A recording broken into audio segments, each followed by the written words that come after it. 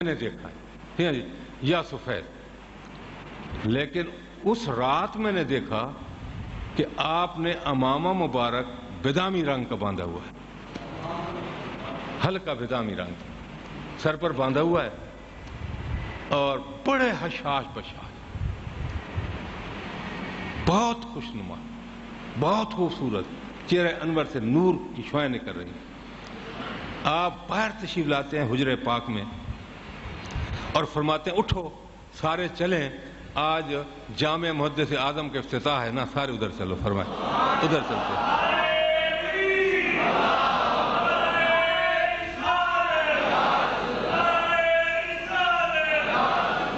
میں یہ بات قسم کھا کر کہہ رہا ہوں اور مسجد میں بیٹھ کر کہتا ہوں کہ آپ نے یہ فرمایا کہ آج جامع محدث اعظم کا افتتاح ہے، فرمایا سارے چلیں، وہاں چلتے ہیں، وہاں چلتے ہیں۔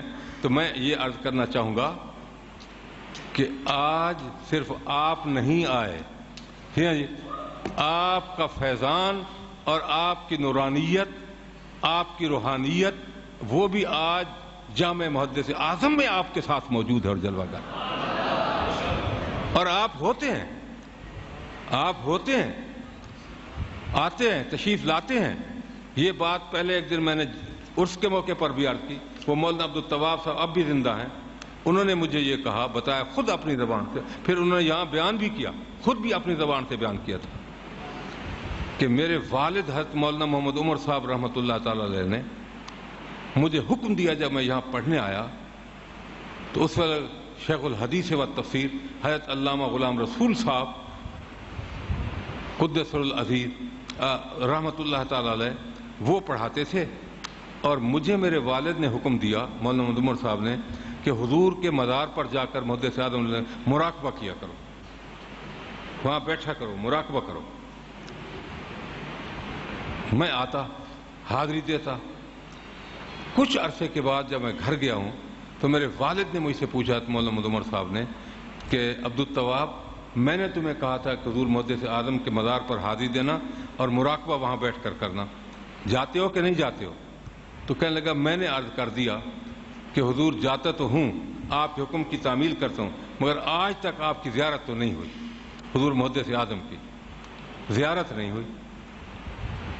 فرمایا جاتے رہا کرو، زیارت بھی ہو جائے گی، جاتے رہا، چھوڑنا نہیں۔ کہتا میں آ گیا، پھر میں نے بیٹھنا وہاں شروع کر دیا، مراقبہ شروع کیا، تو میں سویا جب رات کو تو آپ جلوہ گر ہو گئے، تشریف فرما ہوئے اور فرمانے لگے کہ مولانا خامخواہ آپ نے اپنے والد سے شکایت کی، خامخواہ آپ شکایت کی، میں تو ہر روز تمہارے ساتھ بیٹھا ہوتا ہوں دور حدیث میں، وہاں موجود ہوتا ہوں، اور ایک بات میں آج پھر حلفاً کہتا ہوں، بتانا چاہتا ہوں آپ، کہ جب آپ نے مجھے حکم دیا وہاں حاضر آنے کا اور بخاری شریف پڑھانے کا،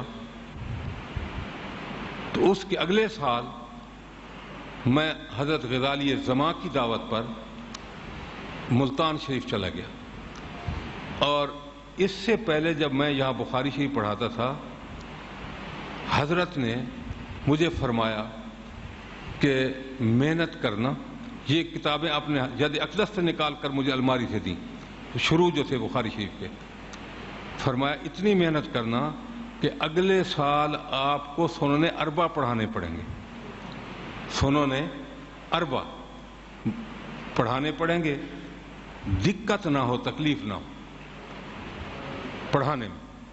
آپ کے وصال کے بعد جب مجھے انوار العلوم سے غزالی زماں کی دعوت ملی تو سنن اربع پڑھانے کی دعوت ملی، کیونکہ بخاری شریف غزالی زماں خود پڑھاتے تھے اور سنن اربع پڑھانے کے لیے مجھے دعوت مل گئی۔ بات لمبی ہے، میں وہاں حاضر ہوا، سنن اربع میں نے شروع کرا ہے۔ ایک دن عین ظہر سے پہلے میں مسلم شریف پڑھا کر وہاں میں لیٹ گیا، اسی کمرے میں، ذرا ظہر کا وقت ہونے والا تھا، میرے دل میں خیال آیا، میں ایمان کے ساتھ حلفاً کہہ رہا ہوں، میرے دل میں یہ خیال آیا کہ کاش کہ یہاں بخاری شریف بھی میرے پاس ہوتی تو بڑا لطف آتا. پچھلے سال میں محنت کے ساتھ جامع رضویہ میں پڑھا چکا ہوں، تو یہاں بھی بڑا لطف آتا کہ اگر بخاری شریف میرے پاس ہوتی، مگر وہ غزالی زماں خود پڑھاتے تھے. اب بظاہر کوئی ایسی بات نظر نہیں آتی کہ وہ میرے پاس آئے. میرے دل میں خیال آیا، مجھے نیند آ گئی، میں وہیں سو گیا، تو میں کیا دیکھتا ہوں کہ حضور محدث اعظم جلوہ گر ہیں میرے ساتھ. بات میرے دل کی ہے، کس سے میں نے کہی نہیں تھی، بتایا نہیں تھا کہ یہ میری خواہش ہے، میرے دل میں بات تھی. حضور محدث اعظم مجھے فرماتے ہیں مولانا فکر نہ کریں، بخاری آپ کے پاس آ جائے گی. اذان ہو گئی ظہر کی، نماز پڑھنے کے لیے میں اپنے کمرے سے اٹھا، حضرت غزالی زماں اپنے کمرے سے اٹھے.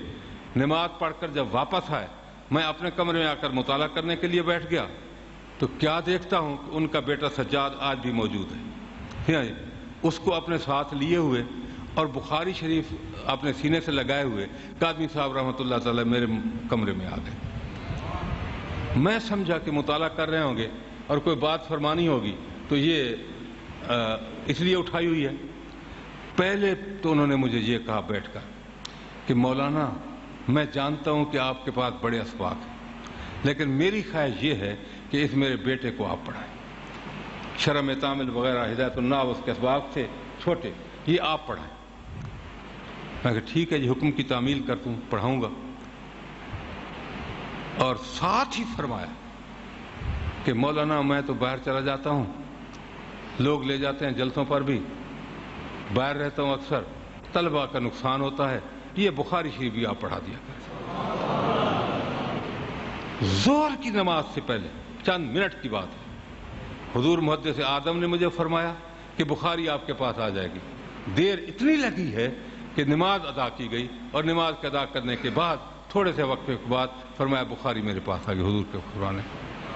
میرے عرض کرنے کا مطلب یہ ہے کہ یہ کوئی تعجب نہ سمجھے کہ آپ کو علم نہیں، یا آپ جانتے نہیں، یا آپ آ نہیں سکتے. اللہ کے ولی کے لیے کوئی قیود نہیں ہوتی، جہاں چاہیں جس وقت چاہیں وہ جا سکتے ہیں. یہ ایک موضوع ہے جس پر بڑے دلائل موجود ہیں کہ جہاں جانا چاہیں جس وقت جانا چاہیں وہ جا سکتے ہیں، اور اللہ تعالیٰ جل مجد الکریم ان کو ظاہر کا بھی علم عطا کرتا ہے اور باطن کا بھی علم عطا کرتا ہے. ہماری بیداری کو بھی جانتے ہیں اور ہمارے خوابوں کو بھی جانتے ہیں حضور محدث اعظم. یہ علم و عمل کی برکت ہے. یہ وہ جامعہ ہے کہ جس میں حضور محدث اعظم خود تشریف لاتے ہیں، اور حضور اس سے بڑے خوش ہیں اور بڑے راضی ہیں. اور آپ کا چہرہ اقدس بالکل نور سے چمکتا تھا جو میں نے دیکھا. اور آپ فرماتے ہیں چلو محدث اعظم جامعہ کے اندر افتتاح ہے، وہاں سارے چلتے ہیں فرمائیں. اس لیے میں علم کی بات کر رہا تھا کہ علم بھائی طلبہ و ساتھیوں، میرے ساتھیوں، علم نور ہے. اسی مشکوٰۃ شریف کے حاشیے پر دیکھ لو، العلم نور، علم نور ہے، اور اس کا مرکز نبی پاک کا سینہ بیکینہ، آپ کا قلب اطہر ہے. اور آپ کے قلب پاک سے جو شعائیں نکلتی ہیں نور کی، جس کے سینے تک وہ پہنچے وہ عالم کہلانے کا حقدار ہے. وہ عالم کہلانے کوشش کرو کہ ہم اللہ کی رضا کے لیے علم پڑھیں. اور انشاءاللہ حضور محدث اعظم چونکہ خوش اور راضی ہیں، میرا ایمان ہے کہ یہ جامعہ حیرت انگیز ترقی کرے گا، اور اس کا فیض قیامت تک اللہ تعالیٰ جاری اور ساری رکھے گا. اور یہ سہرا میں پھر عرض کروں گا کہ اس کی تعمیر اور ترقی کا میرے آقا نعمت سیدی و سندی حضرت قبلہ پیر صاحب دامت برکاتہم العالیہ اور آپ کے رفقاء کرام اور آپ کے گوشہ قلب جو ہیں حضور سیدنا فیض محمد فیض رسول صاحب وہ، اور حضرت حافظ محمد شفیع صاحب اور آپ کے رفقاء جو نہایت اخلاص کے ساتھ رات دن یہاں کام کر رہے ہیں کی ترقی کے لیے. انشاءاللہ یہ ترقی کی منازل بہت جلد عبور کرے گا، اور اللہ تعالیٰ اس کے فیض کو قیامت تک جاری اور ساری رکھے گا. وآخر دعوانا والحمدللہ رب العالمین برحمتک یا ارحم الراحمین.